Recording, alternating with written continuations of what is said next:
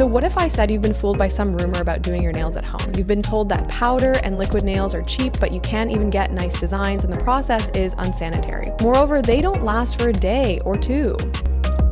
Maybe you have tried out some brand or merchant from Amazon or Shein, you spent a few dollars and were frustrated again and again. Finally, you said this technique is awful, but never know it's your product and technique. A quick question, why your nail salon don't use that crap only a few dollars? They're gonna maximize the profit, making money of you. If they purchase this rubbish, your nails will crack in 4 hours after leaving the salon or 3 days chipped, a lot.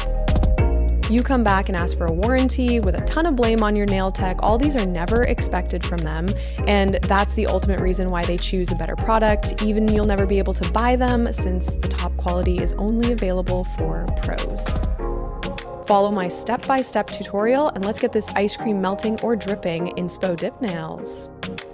When you get the dark red or chocolate vibe or a pink shimmer nude base, grab your base art finer brush. Honestly, it's like painting the smile curve to create a French tip, but the way much easier than forming a flawless curve there.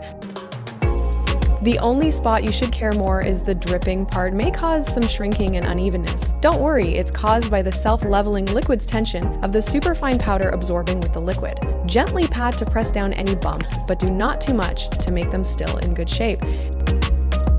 As you can see, you still have the chance to do some sculpting, to fine-tune the looks of a melting, dripping design, but that must required by the liquid and powder are perfectly mixed, not loose and runny, so make sure you give them proper amount of liquid. Even these are made by a finer brush.